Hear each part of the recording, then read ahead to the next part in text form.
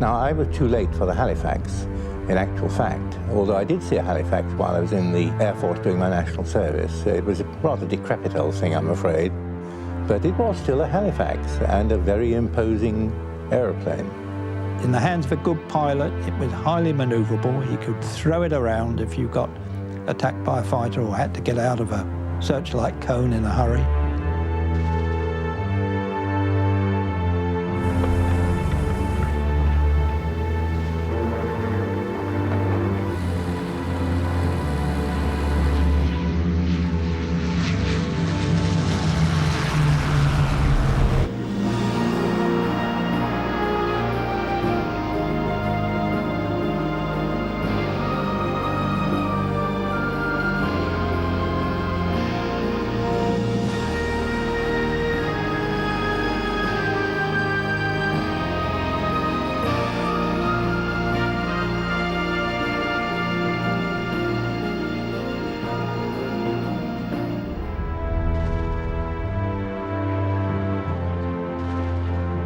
The Halifax bomber was the unsung warrior of Bomber Command.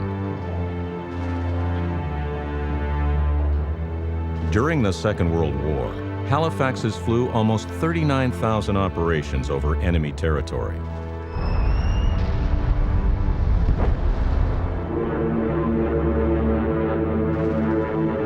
As well as bombs, they carried cargo and dropped secret agents. They towed gliders and pioneered electronic warfare. The Halifax was the most versatile heavy bomber in the war. Yet today, the Halifax is almost unknown, all but forgotten, but not to the men who flew her. Time was told that the Lanc was better than the Halifax, but I particularly thought it was a great plane, wonderful plane.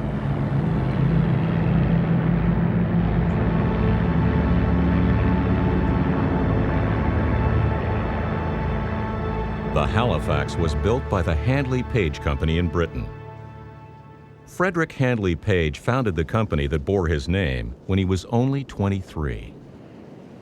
Now, he was actually an electrical engineer. He was trained as an electrical engineer, but he was bitten by the bug very early on. He saw the Wright brothers fly, and he decided to form his own company. So that was 1909. He was a classical scholar in many ways. I've seen a copy of his school report at the age of 11 where he was first in everything. He was obviously very brilliant. He actually had not that many hobbies. The work was his hobby, really. Somebody said he was by far the more intellectual of any of the pioneers, and maybe that's true. He was very much an individualist, a very charismatic character, a very hard man in many ways. He was very hard on his family. He ruled them with a rod of iron. He had 3 daughters.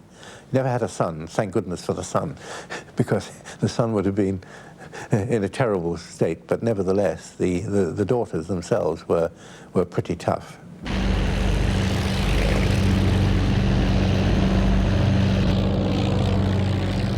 The First World War was the making of the firm.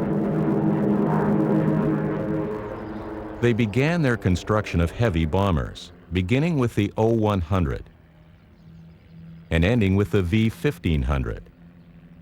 It was one of the biggest biplanes ever built. After the Great War, Handley Page moved into commercial aviation. In 1930, they produced the HP-40 for Imperial Airways. It was one of the world's first true airliners. It carried passengers to and from Europe and the Far East in a luxury and comfort that, given today's cramped airline standards, now seems magical.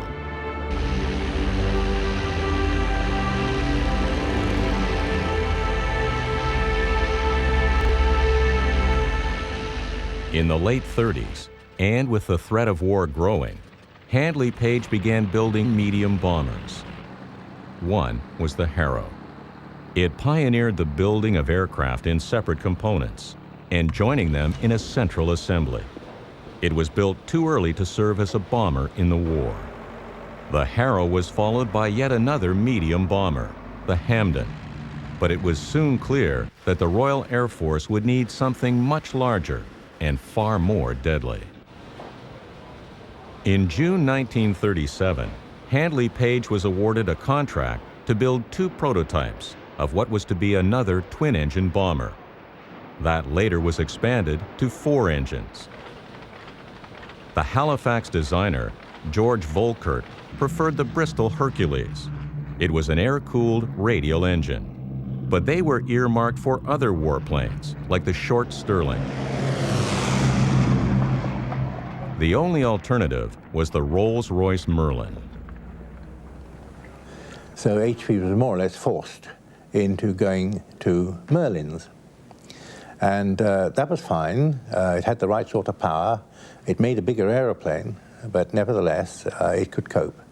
Now, Volkert didn't like that. He didn't like Rolls-Royce inline water-cooled engines, and he wrote memos to all and sundry saying how awful it was. But nevertheless, he had to do it. There's nothing else. The new 4-engine plane was called the Halifax. The specifications called for a maximum 8,000-pound bomb load. Unfortunately, the airplane, as airplanes do, grew in weight and size and got heavier and heavier, and more equipment had to be packed into it. It got bigger, the wheels got bigger, you couldn't retract the wheels into the nacelles, and so on and so on. The upshot was that the engines, when they arrived, they just weren't powerful enough. He needed the top-notch Merlin engines, but not unexpectedly, they were reserved for the fighters. So he had to make do with the lower power Merlins, and the aeroplane was just underpowered. It was also a draggy aeroplane, and there are various reasons for that. It had lots of headroom, a bigger fuselage than the Lancaster, for example. It was not quite as streamlined as it might be. There are lots of appendages which also caused drag, and that, allied with the low power, meant that the aeroplane was a pretty sluggish performer.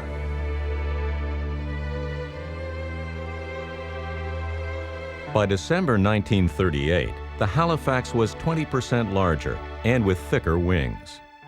But the engines were mounted as the Hercules would have been, in the middle of the wing. Unfortunately, this made the exhaust flame visible from the rear. But since it was assumed that all bombing would be done in broad daylight, no one was worried.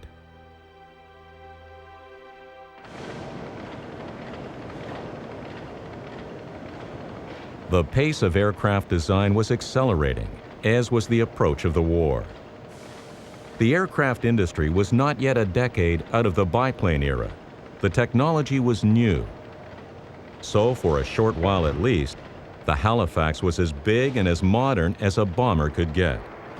The RAF thought it would be the only heavy bomber it would need. Initially, it was rather terrifying to fly something with 4 engines and that massive. A bit terrifying. Eventually, though, it became almost like a second home. And when we arrived in England, we were asked what we wanted to do, go on bombers or fighters. So we asked them, well, where's the action? Because we were all keen to do something then. And they said, well, bombers is the only action at the moment. The fighters aren't doing anything. So we chose to go on bombers, and I think most of us did. And that's how we ended up on bombers. The first time I climbed into that Halifax, I was kind of surprised that the instructor made me get into the pilot's seat, and he sat over there. And I said, you mean I'm flying this? He said, that's how you learn it. On October 25, 1939, the Halifax flew for the first time. On that day, as had been the case throughout the entire development process, probably no one gave more than a passing, routine thought to the plane's kidney-shaped tail fins. The next month, the Air Ministry ordered 500 of them.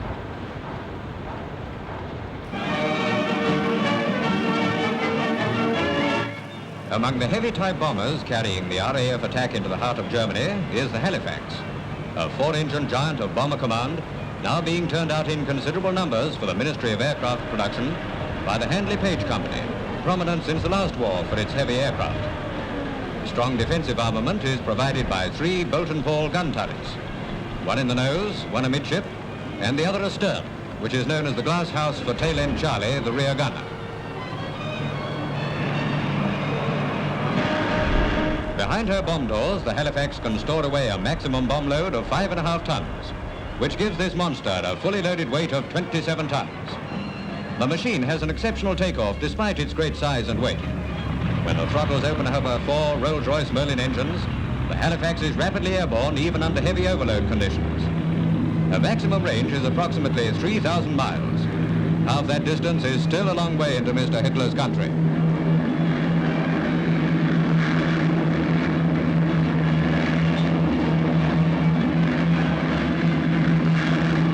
Halifax bombers have long given heavy knocks and will go on dishing them out as we give Germany bombing raids on a bigger scale than she has ever handed out to us.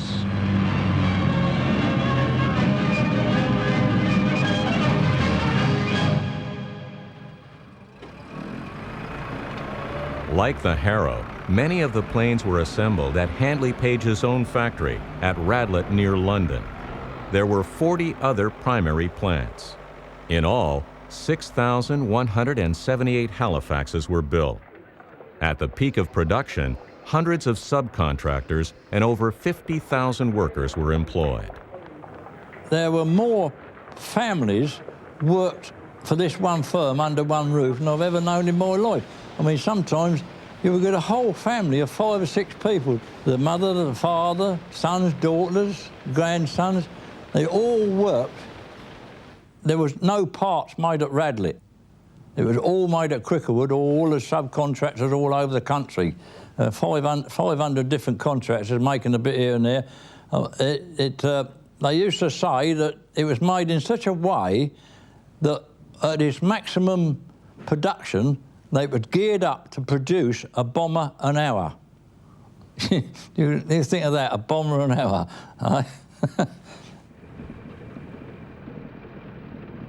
Dispersing production was a way to ensure that if the Germans bombed one plant, the flow of aircraft would not be stalled for long. It was also Handley Page's way of doing things, this production method having been pioneered on the Harrow.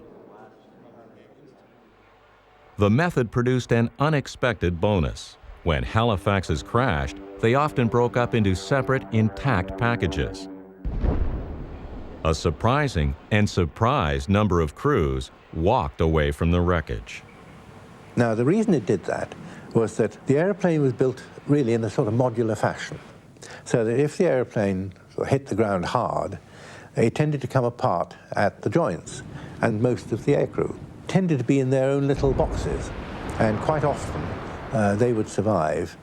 The aircrew that I've talked to loved it for its strength, built like a brick convenience, to put it politely, was the famous RAF expression.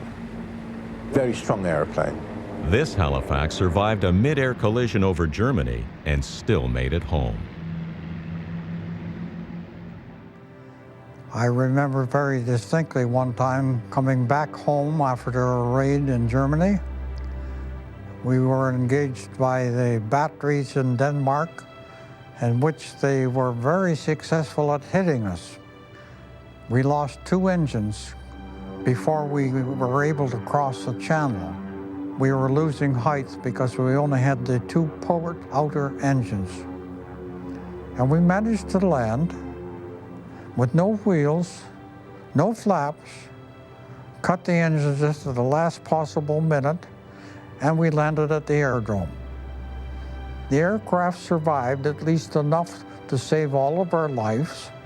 We stepped out of the plane, and the plane was an absolute total loss, but it survived. It saved our lives.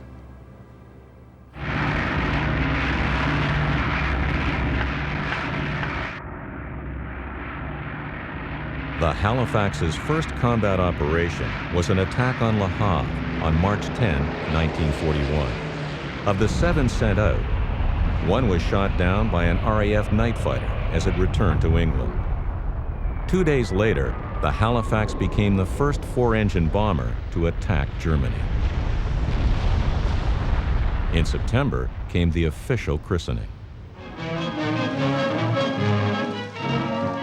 Another milestone in British aircraft production is reached when Lord and Lady Halifax visit an aircraft factory to christen a giant Handley Page Halifax heavy bomber. I wish this aircraft and all her sisters Godspeed and success and good luck to their gallant crews. Let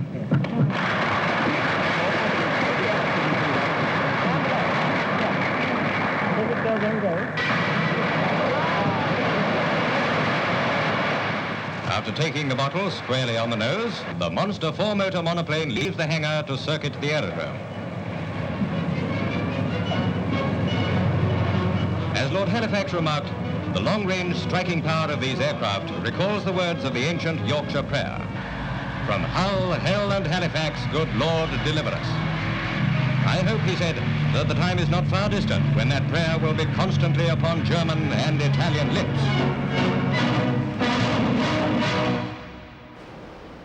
Halifax production was soon in full swing, and production was very labor-intensive. Well, if you was a fitter, you were supposed to be able to do any fitting job. You know, that's the logic of it. If you were a fitter, you was expected to do any fitting job. But normally, you would get allocated, say, one or maybe two jobs. My main job on the Halifax contract was propellers. Because we had 3 production lines going, we had to install 12 propellers a day on 3 different aircraft. And there was 2 of us, 2 fitters. One would do port side, one the starboard. We would do all the installation.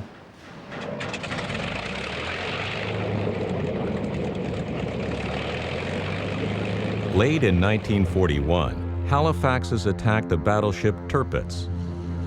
One force landed on a frozen Norwegian lake. It broke through the ice, sank, and quietly lay on the lake bed. In 1973, it was recovered and taken to the RAF Museum at Hendon. It is the only early model Halifax left.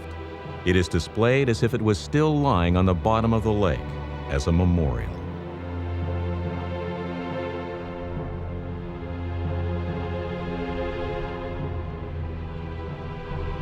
The Canadians in Bomber Command mostly flew Halifaxes, but none had been preserved in Canada.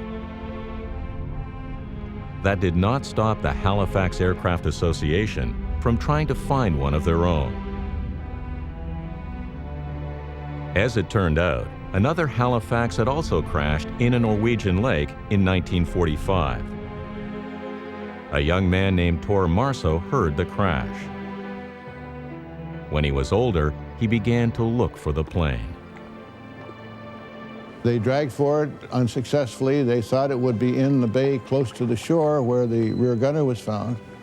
Eventually, they were able to get some sonar equipment and located the aircraft in the middle of the lake. The sonar picture, when I looked at it, it looked like a Halifax that had landed and was ready for takeoff again. Except, of course, the tail was missing.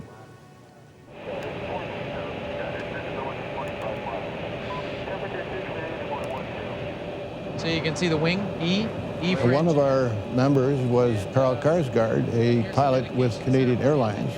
And he had done some research at the Imperial War Museum and found that there was a Halifax sitting in Lake Mjosa in Norway. We then said, okay, let's see if we can't get this Halifax. Let's see if we can't salvage it and bring it back to Canada.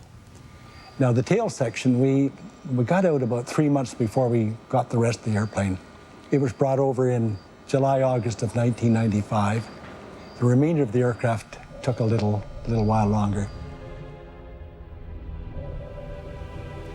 Now this aircraft was in a depth of 750 feet. And that's deep fishing. The bomber was lost at the end of the war. In 1940, bombing was still unproven. Air Marshal Harris, CNC Bomber Commander. The Nazis entered this war under the rather childish delusion that they were going to bomb everybody else and nobody was going to bomb them. There are a lot of people who say that bombing can never win a war. Well, my answer to that is that it has never been tried yet, and we shall see. When Arthur Harris took over Bomber Command, he warmly praised his Halifaxes. He thought they were the best thing since sliced bread. Like the Lancaster, the Halifax's Merlin engine's exhaust glow was visible. Unlike the Lancaster, it was visible from behind. The exhaust appeared above the wing. Certainly when viewed from behind, it made the exhaust pretty visible. And an awful lot of work went into trying to supply suitable exhaust ducts which would dampen the flame and reduce the visibility thereof. Unfortunately, that meant that these things got very big, and when they get very big, they get very draggy. And one particular thing that they had, which were big heat shields, it upset the flow behind them so much that something like a third of the wing wasn't doing any work. And that was pretty disastrous from every point of view. The Halifax, while I was on it, they changed over from Rolls-Royce Merlins, which when we took off, they hadn't been airborne a few minutes, and these things, these exhaust pipes each side of the engine were glowing red. And any fighter, if he got above you and could look down, he could pick you off for miles. In some cases, you saw in the nights the 8 exhaust flames from the exhaust pipes, nothing more. And then you knew, here he is, and then you went up, because then you saw him about 200-300 meters. You went up, and then you saw the big shadow. And then you saw also the 4 engines, and then the elevator. But we didn't look so much on the elevator and on the rudder. It was a Lancaster or Halifax. We only saw 4-engine plane. Now, get it down. In the upper reaches of Bomber Command, the Halifax's star began to fade. Another star was in the sky. The Lancaster had made its debut in March 1942. It could fly higher and deliver heavier bomb loads than the Halifax. It was new, it was glamorous, and to some eyes, even prettier. A PR dream come true. It's a bit like the Spitfire Hurricane story. The Spitfire gets all the limelight, and the Hurricane did all the hard work. So this is a bit like Halifax and Lancaster. The Lancaster got all the limelight, as it had to. I mean, there was a propaganda element in this. They had to say it was the best aeroplane in the world, because after all, it was bombing Germany.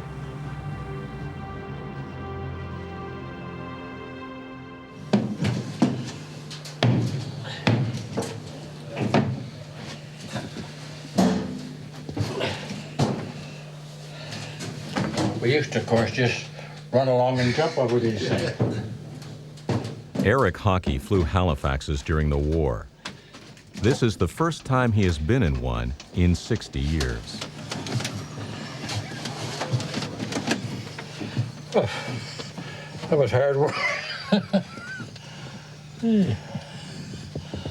Oh, motor puff.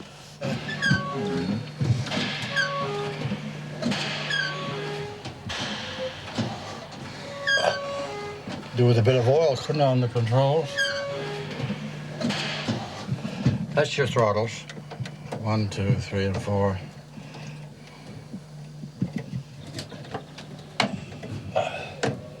Take off.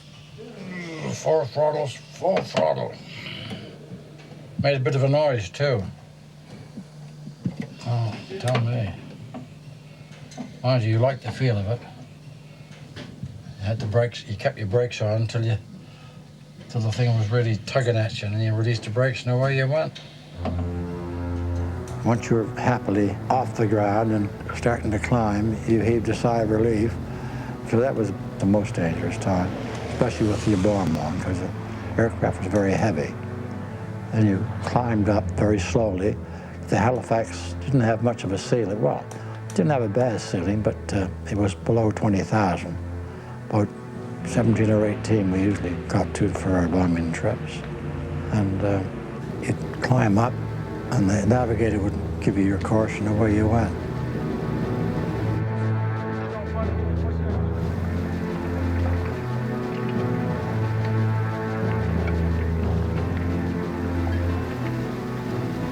The idea was very simple. If you saw a 4-engine bomber, then you go right in for shooting him down. And shooting between the 2 engines where the fuselage was, that we got a fire over there, and that even the boys could jump out. That was the idea, no doubt about it.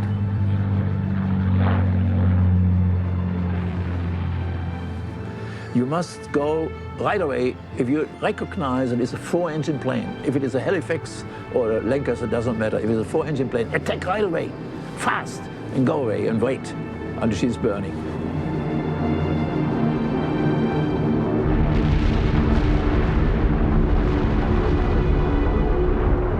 When you got near the target, then you had to level out, and then from then on, the bomb aimer took control of directions. He'd tell you what to do, either to slow down or to speed up, and to go left, right, and so on, and keep you on course with the markers, pathfinder markers. You'd hold your course, and he'd say, okay, hold on, steady, steady, and then eventually he'd say, bomb's gone, and then you did what you wanted. You usually closed the bomb doors and opened the throttles as far as the water they would go, trying to get the hell out of there. Slower, she was, the Halifax was slower and lower, and it was an easier prey, to say so. But we did not think much enough. In the later part of the war, we say most cases we had Lancasters. In the earlier part, we had more Halifaxes, I remember that. As the losses began to mount, the Halifax's problems were being raised at the highest level. In a memo to Churchill, his scientific advisor wrote, "This aircraft has of late been suffering heavy losses. I feel I should mention that there has been a disquieting increase recently. In April, the rate more than trebled and was considerably more than double the casualty rate of any other aircraft in that month. Signed, Charwell."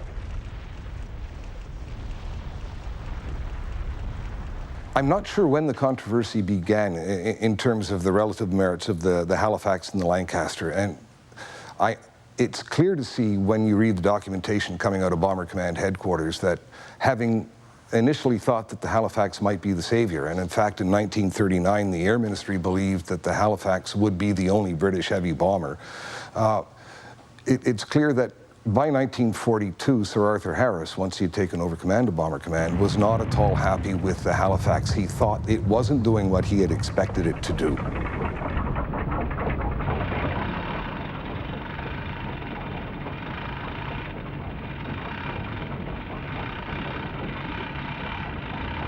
The Operational Research Section verified his worries in mid-1942. "We think that the greater losses of Halifax compared with other types is due to enemy action. In all probability, fighters. The following contributory causes to the greater losses are suggested. A, that Halifax squadrons may have a larger proportion of inexperienced crews. B, that the greater visibility of Halifax exhausts, namely about 1,500 feet directly astern, enables an attacking fighter to attain and maintain attack more easily. C, that there is some doubt as to the stability of the Halifax when making evasive turns when fully loaded and equipped.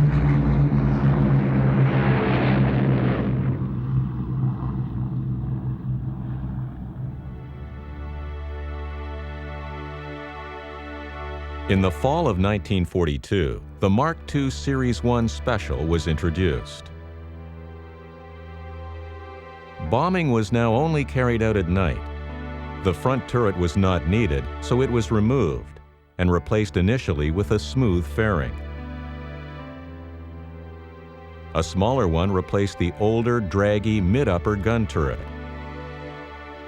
The plane lost some appendages and began her evolution to her final design.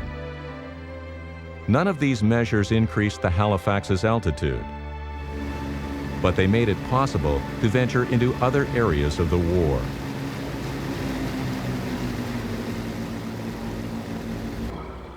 In the summer of 1942, 16 Halifaxes were sent to Egypt, where they joined the attack on Rommel and the Africa Corps. As later tests would show, the Lancaster was rather delicate and not really useful in warmer climates. With some modifications, the Halifax thrived in the harsh conditions of heat and sand. The Halifaxes continued their attacks for the whole of the Desert Campaign. Operating out of bases in Palestine and Egypt, they even engaged in low-level strafing of the retreating Africa Corps.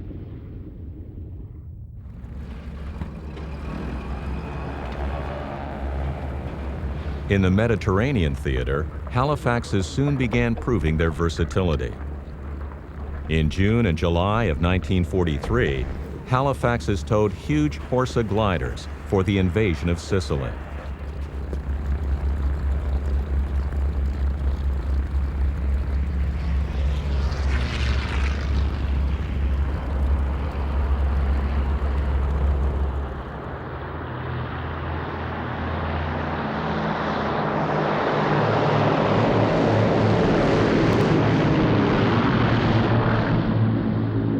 In the desert, they were accompanied by another less famous aircraft, the American B-24.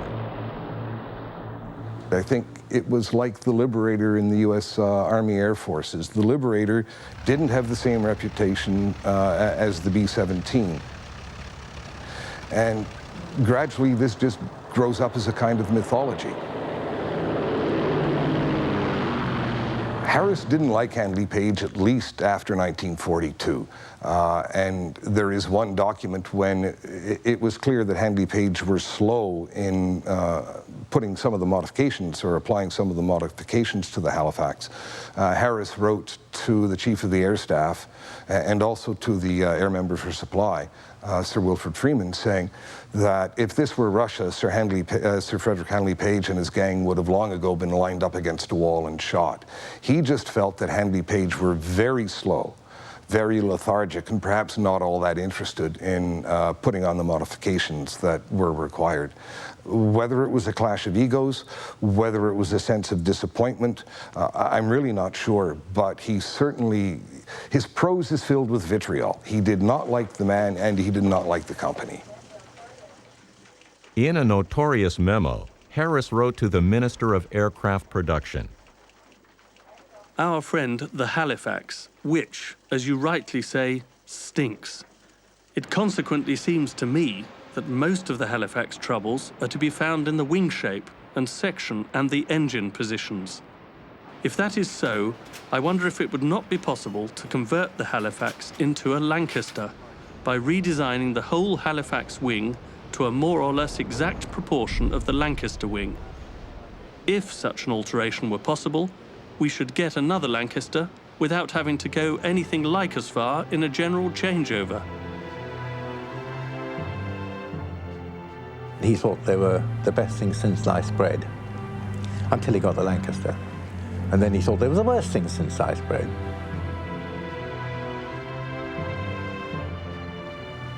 For the crews that flew the Halifax, no thank you. I was very, very happy with the Halifax.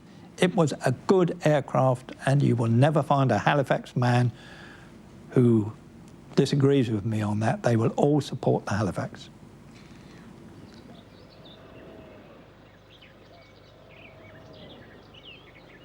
The recovery of NA-337 was done by a Norwegian dive company specializing in underwater salvage. Most of the work was done by an ROV, a remote operation vehicle.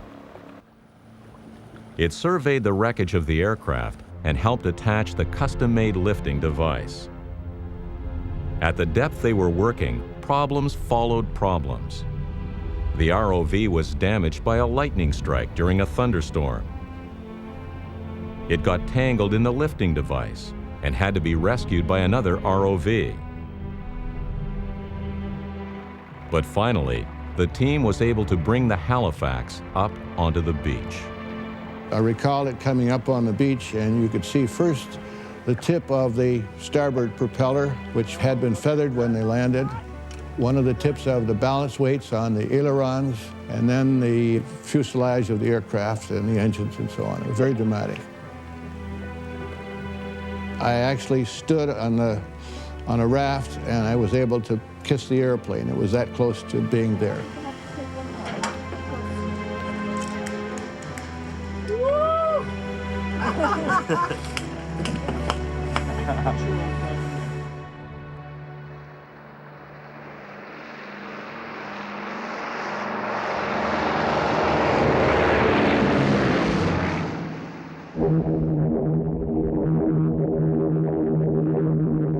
The idea was to get into the stream, but if you were in once, then you had a chance not only to shoot one, done several, but you must be very fast, because these boys looked out as well. And who sees first was shot down first. We were concentrating our raid such that sometimes we would have perhaps 600 aircraft attacking a target in a span of perhaps 40 or 45 minutes. So it was really concentrated. Well, one advantage to us was, of course, the German anti-aircraft gunners, instead of concentrating on just you, were throwing up all their flak at everybody. So it lessened the intensity of flak that you faced.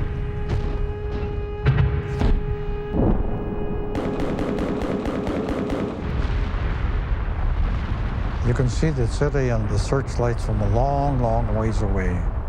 And as you approach it, all that happens is your mouth becomes kind of dry and you're afraid, and so you should be. But damn it, you came this far, so you may as well do it. What else is there to do?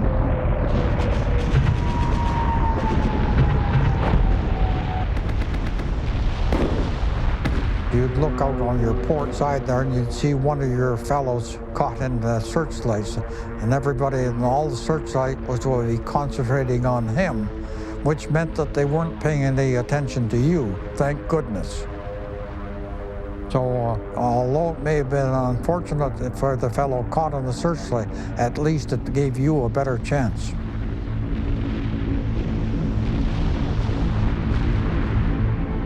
But Bomber Harris was still unhappy with the Halifax, especially with one part of the plane, as he wrote to the Ministry of Aircraft Production. There is not the least doubt that the Halifax's bad flying characteristics are killing a large number of our crews, who would otherwise not be missing from operations. Investigations have shown that over half the Halifax casualties occur to crews engaged on their first, second, and third operational flights. The trouble, of course, is that as soon as they start to throw the machine about when they are shot at, they lose control. A key reason for many losses was that kidney-shaped tail fin with its relatively large rudder. When a pilot went into a violent maneuver, it could have disastrous results. If you consider the air going past rather than the aeroplane rushing through the air, side slip means is when the air is coming in that direction. And you can do that to an aeroplane by putting a lot of rudder on it. Now, if you're wanting to escape a searchlight beam or a attacking fighter, the favorite tactic is to put a lot of rudder on, put the wing down and corkscrew out of it. He went into a dive, the speed built up, and he found that the airflow over the rudder would break down because of the very high side slip that you can develop under those conditions. And when that airflow breaks down, the balance goes. And the pilots were finding they couldn't centralize the rudder, so they just were locked into the spiral dive until they hit the ground. And at least 20 instances of this were recorded in combat conditions. You develop a whole new psychology, and it's predicated on, of all things, superstition. And I can give you a very, very good example. I don't think there was anyone flying that didn't carry a charm of some description. It could have been a lady's stocking, it could have been something, an amulet, but a talisman of some description. I know I did. I had a silk scarf. I had a little pistol that I wore. This is the sort of thing. We all carried something, and you don't deviate from that. If you carried it the first trip, you bloody well carry it the second, the third, and the 43rd if necessary. And we were out at the flights, and it was one of those rush trips. We were going to hit, I think it was Caen, and we'd been called early and unprepared. Out to the flights, getting ready.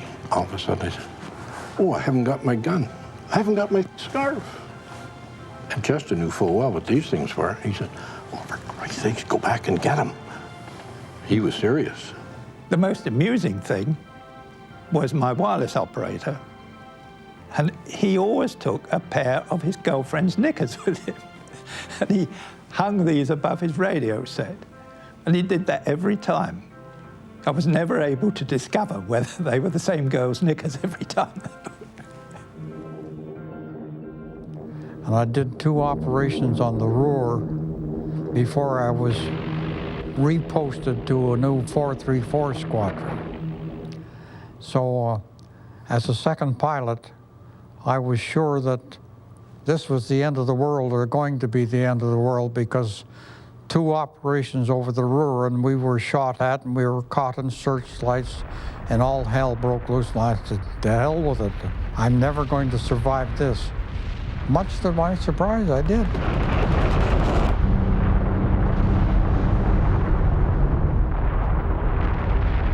Over the Tone, there was hell.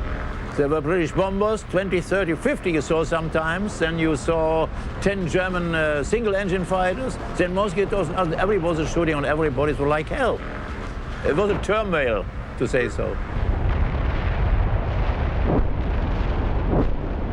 The trip was very exhilarating, and you were always so pleased to get away from the target. So glad. I mean, your spirits really lifted. You sort of thought, oh, well, that's it. The day's over. It wasn't quite, but you felt like it. We were coming home one day, and we saw a bomber that was coned in searchlights, and then he was attacked by fighters. Over Denmark. Yes, over Denmark. So he dived, and I'm sure that he was right out of it, but he became confused, and he turned around 180 degrees and went right back over it again, and they shot him down.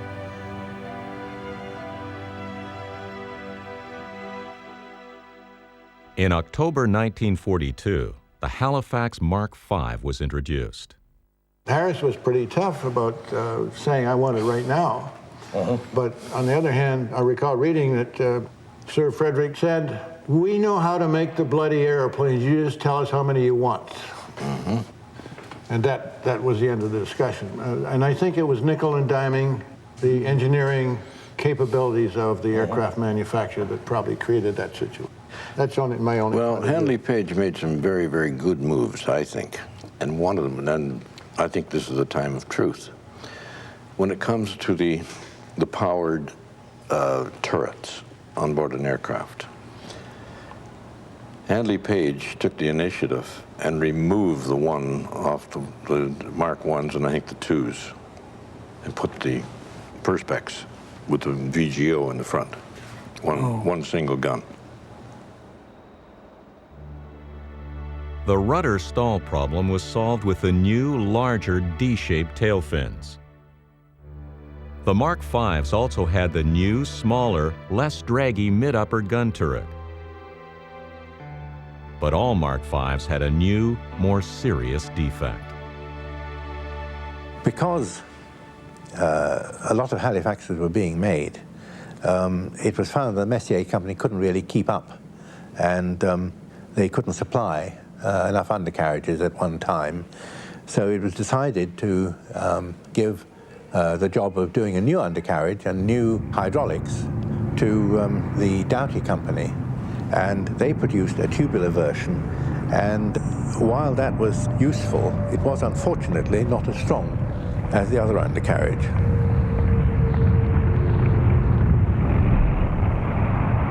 And it was found that you couldn't get enough weight into the aeroplane, and so its bomb load was severely reduced, and therefore it was withdrawn from bombing.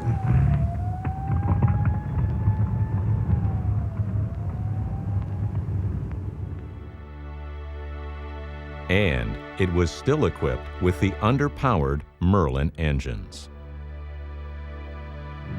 The highest I was ever able to get with a bomb load on with the Halifax was 18,000 feet, and lots of planes were up above us, well above us, but we couldn't get any higher. Just wouldn't go up. Halifax 2s and 5s probably had a ceiling at around 18,000 feet, and on the night, and depending on the bomb load, they're probably flying between 16 and 18. The Lancaster and the Halifax Mark III were able to fly perhaps 2,000 to 3,000 feet above that. German night fighter pilots weren't stupid, they cherry-picked. It was far easier to find an aircraft flying lower than those in the middle of the stream. And also, the lower you flew, the more susceptible you were to what we would now call friendly fire, and that is being hit by a bomb coming from above. That happened at Peenemund. I came back with a bomb in my wing, one of those small ones. And the little rotary propeller that armed it had caught in the aluminum foil when it bounced in there, so I came back live, thank you. There was luck. Lucky, yes. Having a Lanc 8,000 feet above you wasn't much fun. No, you couldn't shoot back.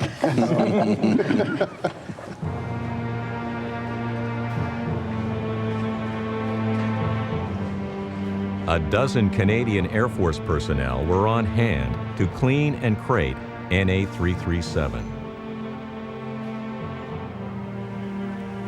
It took 4 C-130s to bring it back to Canada. And by the way, the Department of Agriculture had to inspect the remains of the Halifax to make sure they were clean enough to be landed in the hangar at Trenton here. The aircraft had to be totally disassembled, stripped, cleaned, and then corrosion-proofed, and then reassembled.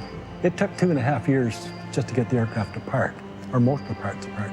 The engine took longer than that. The engine took a good part of 3.5 years. Another problem was that many parts had been lost, damaged, or destroyed in the crash. When the aircraft crashed, it broke in two, and this area here was destroyed and was missing. When they pulled it up, it came up in two pieces. There was the tail section, and then the front section, and there was about 13 feet missing. And we were wondering how we would be able to remanufacture that with nothing there at all. We'd have to do it all completely from drawings. Help arrived from England, from 57 Rescue, a living history and Halifax recovery group devoted to keeping the memory of the aircraft and the men who flew it alive. Well, 57 Rescue was born in 1997, but a little bit prior to that, in 1995, NA-337 was recovered. And a very short time after NA-337 was recovered, I discovered through the internet that this aircraft was now in Canada. I made contact with the Canadian crew and asked them if I could be of any use to them. Amongst other things, 57 Rescue knew that the remains of a Halifax were on the Isle of Lewis in Scotland. And so away went up to Stornoway and did a bit of research, made a few friends, and after a lot of hard work and a lot of scrambling around little farm tracks, eventually we found the fuselage section of NA-142. And we checked it out. Cal Karsgaard from Canada came across, he checked it out, decided that that's exactly what was required for the restoration team. And so we made a moves with a local rugby team on Stornoway to get this fuselage section picked up, moved to Stornoway Airport, and eventually we shipped her off to Canada. What we did was got it over here and we put it in place and then rebuilt it. It was also made, the aircraft that it came from was also made in the same factory as this aircraft. So it was done in the same jigs. So it just fit right in perfectly for us. It was right here from frame 38 up to here, approximately this area here. It was completely missing. While most of the Halifaxes were dropping their deadly cargo over Germany, the Air Ministry had been taking advantage of the Halifax's unique strength and construction. The other thing that the Halifax had, which the Lancaster didn't, Early in its career, it had had the bomb bay shortened, and there was a 4-foot square area, which was, if you like, isolated at the back here to be used for various things. And it was used, for instance, for the radar scanner, the H2S. It was used for parachute jumpers, who would, they made a big hole there and dropped through.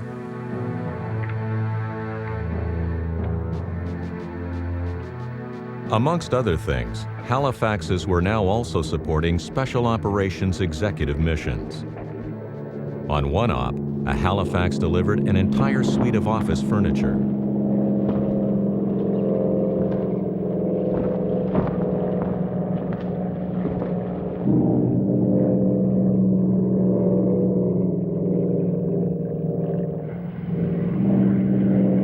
Halifaxes were also becoming the backbone of the Maritime Meteorology Service, as well as one of Coastal Command's most lethal weapons, harassing enemy shipping.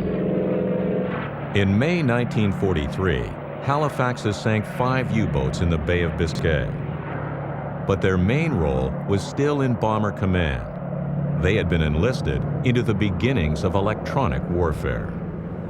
The Halifax, in particular, being a big aeroplane, large fuselage, capacious fuselage, could be fitted out with all sorts of black boxes inside. And there were many versions. One was for intelligent gathering. Another one, which was called, I think, Mandrel, carried jamming equipment which blotted out the German approach radar, or the radar that they used to look at the approach of aircraft. Every technological advantage was needed to counter the formidable German defenses. You weren't thinking about flying. All you were worried about was the flak hitting you or searchlights getting you. Often we saw planes caught in a searchlight, a master searchlight, I would think, a big one. And then there'd be about 4 or 5 more would all hone in on it, and the thing would be just like daylight. And everybody could see you, which wasn't very pleasant. So you just tried to wiggle out. You left, right, and diving, and anything you could do to make maneuvers to get out of the searchlights. And once you cleared them, you usually were all right again. I was watching these guys get coned ahead of me, and I counted, and they had 10 seconds. And I saw 3 kites blow up. And then all of a sudden, it's daylight around me, and I put the nose down, did exactly what your guy did. Rear gunner ruptured his eardrums. My ears plugged up. I couldn't hear them screaming at me because they were blowing their eardrums out. You couldn't. We probably did about 6,000 or 7,000 feet like that. Yeah. And the lights went out. And I'm here. We often saw planes caught in the searchlights and shot down. And you just said, thank God it's not me. Just thank goodness it isn't me. You can't belabor that point too much. I mean, you're there to do a job and you do it. And you're scared to hell. Nobody can say you're going to be brave in the face of something like this. You just have to do it. I saw them making loopings over Berlin to get rid of this. They were spinning up, and then they made like this. The searchlight could not follow them. I saw they want to get out of this in any case. And also the German pilots were disturbed by our own searchlights. That's a lousy feeling, because by sun you are in a very bright light fire, and everybody is looking at you and shooting too. This is the Mark III. Structurally, it was the same as the Mark V, except that all of the Mark IIIs were built with appropriate undercarriages and D-shaped tail fins. Above all, it was equipped with the powerful air-cooled engines that the Halifax designers had wanted from the beginning. It took till Mark III to get a decent engine on this airplane, and that engine was the Bristol Hercules. It's a 14-cylinder radial, which means circular, not lined up this way, but 14 cylinders all working together. And the airplane suddenly started to fly, and she flew with the best of them. Climbed to 24,000 feet along with the Lancasters.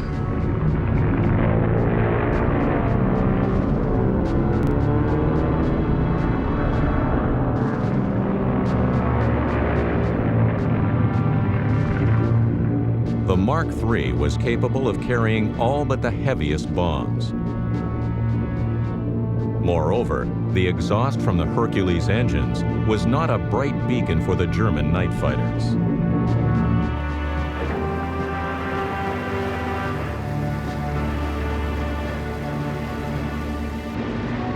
The Halifax was now proving to be the master of all work for the RAF.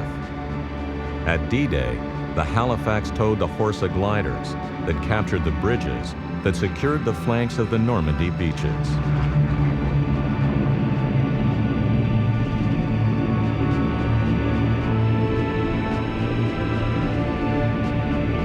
At Arnhem, they towed 93 gliders, including the massive Hamilcar.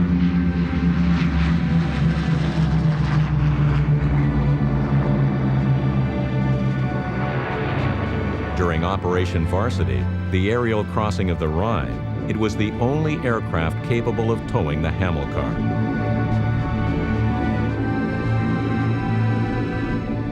Air Chief Marshal Harris was still not impressed. But with the advent of the Mark III, Halifax's operational record improved spectacularly. The Operational Research Unit grudgingly confirmed this in January 1945. The efforts to improve the speed and operating height of the Halifax have resulted in lowering the casualty rate against less hazardous targets to approximately that of the Lancaster. The Lancaster was said to be worth 3 Halifaxes. The improvements in the Halifax have made the difference less marked.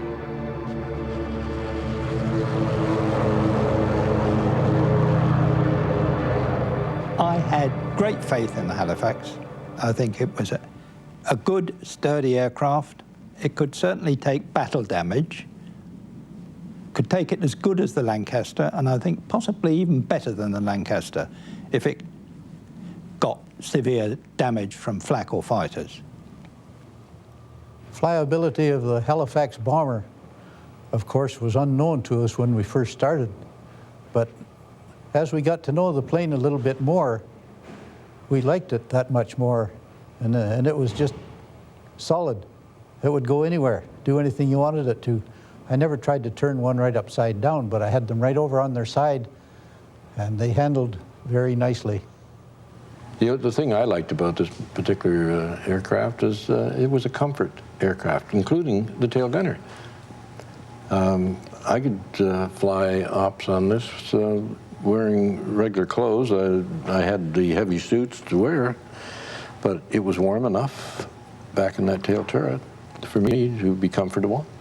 And I wasn't encumbered by all of this necessary protective clothing until I got in the Lancaster. Well, and you froze over and you froze back. I don't necessarily agree that the Halley always was warm. No, someone had a snowdrift over my head one night. Okay, you can explain that then. Something happened in between, I understand. Like the mid-upper gunner was always cold. Well, you had electric suit, right? But I didn't wear it in the Halifax. Well, my gunner did. Mine did too, yeah. Is that right? And I didn't. And feet. Yeah, well, But where I wore the boots. At 22,000 feet, you're at minus 30, minus 40 degrees, something like that. But how often do you get up to 22,000? I know you get pretty now, what do you cold mean, up how often did we get up to 22,000? That wasn't derogatory. That wasn't because of that aircraft. Whenever we wanted to, let me put it that way. Halifax's superior construction was not a myth. The Halifax had one or two other advantages. It had a rear hatch that could be opened for crew to get out of. The Lancaster was smaller in the fuselage and much more cramped. And it was very difficult, I've done this myself, very difficult to climb over the spars which pass through the fuselage in a Lancaster to move from one end of the aircraft to the other. And if the aircraft was bucketing about in the sky, it would have been impossible. While fewer Lancasters were lost than Halifaxes, if you were shot down in a Halifax, your chances of survival were much greater. The versatility of the Halifax was shown by its adaptation as a cargo carrier. 100 transport variants were built with a pannier mounted underneath. In 1944, the Halifax Mark VII made its debut. Its wingtips were rounded and longer than previous Halifax versions. Primarily built to support ground operations, its mid-upper gun turret was removed, and a hatch through which supplies could be dropped was added.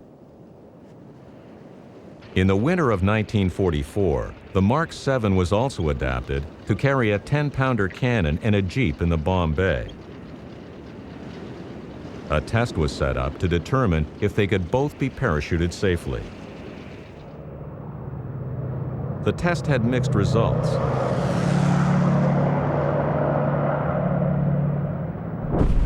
But at least the jeep survived.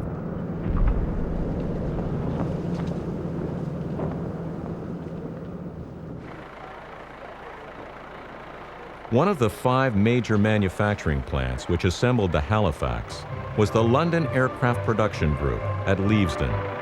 In April 1945, they delivered the last one of the 710 they built. As a farewell, they gave a little fly past for all the workers. Almost skimming the crowd, the graceful plane sweeps over and above their heads as they glory in the work of their hands.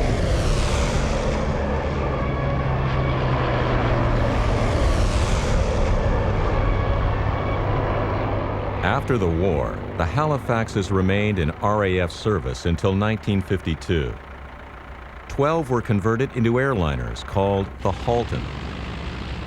Cargo versions flew in the Berlin airlift. But by the 1960s, almost all had disappeared into scrapyards and aluminum pots.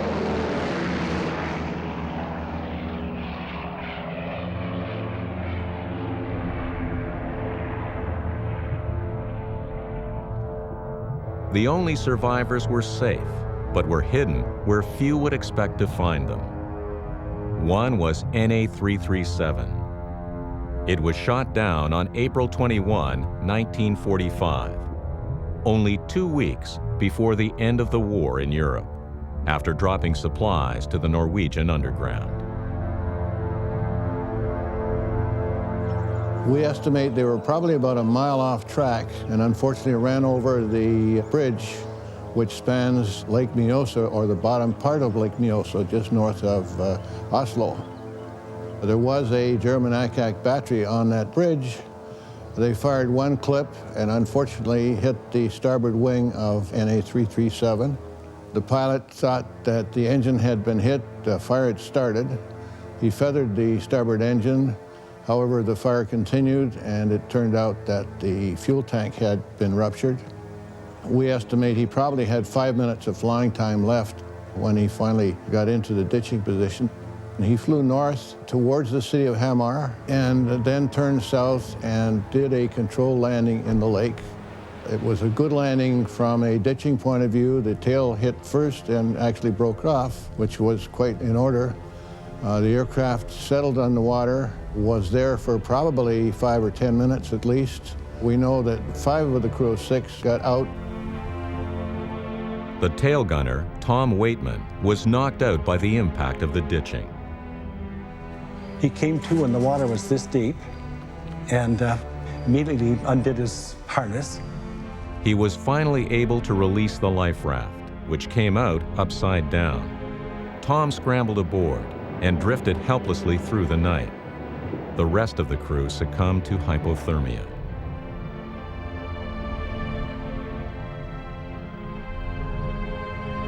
Tom Waitman was arrested by the Germans and released 2 weeks later when the war ended. It would take 50 more years before his plane could be released as well.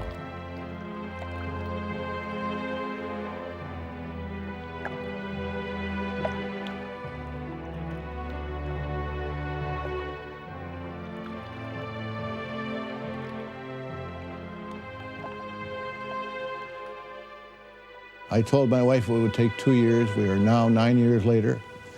And you can see around you what is happening. And there's absolutely no question this aircraft, if it was of the right metals and if the engines were sound, we could fly it. It will have all the controls. It will have all the connecting rods that connect the controls. There's several hundred of these. They were even asking the other day, can we find some electrical plugs so they can complete all the electrical circuits in the aircraft? I think there's probably over 50 people who, over the years, have worked on this aircraft. There's probably 35 who are here every day. Some have passed away, sadly, who have been working on this aircraft. We estimate in the last 2 years, they've been spending approximately 17,500 hours per year, volunteer work, coming in every day with their lunch bucket and remaking Halifax NH-337. There's over 750,000 rivets in the aircraft. They will all have been replaced. We were looking to get at least 70% of the material, or 70% by weight, of this airplane back and into the restoration that way. And I think we're going to be successful. Now, 3 of the props we're not going to get. The gearboxes are authentic Halifax. Machine guns, we lost a little bit of weight there, but we're going to get that back. We realized we couldn't restore everything. The skin had to go because it had barnacle holes in it and muscle holes in it. The magnesium just left on its own volition. And some of the other components that were fabric, they left because of rot. And what we're left with, we're trying to save. So this is fantastic to see a Halifax bomber with a huge wingspan this has in a small room. And we're all anxious to see the new building, believe me, to see this aircraft. Too many of the veterans today are too old, and they really feel badly that they're not going to see their beloved Halifax. So those who flew them and flew in them are very dedicated to the Halifax. We have to put the outboard wings on and the engines, and there's quite a few fairings and some work on the tails to put the tips on and that kind of stuff. There's lots of work left yet. The bomb bay doors. It'll probably take 2 years at least to finish it.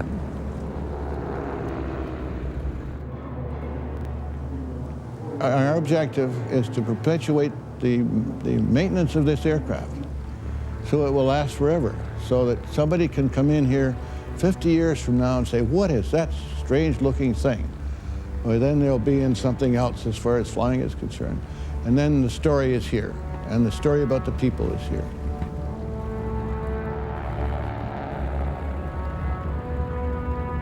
Hopefully we can keep the memory alive of what these guys did, keep the sacrifice fresh in people's minds, and hopefully nobody can forget of what these guys did for us. I feel very, very, I don't know, very emotional. This is just, I can't really explain how I feel. There's so many thousands of hours, over 250,000 hours, we think, of volunteer work on this aircraft. There's over $1 million worth of money. But it doesn't mean anything when you realize what that aircraft stands for and the heritage that it represents as far as those who flew and those who died for freedom. It's just so wonderful to be part of something that's going to perpetuate that story.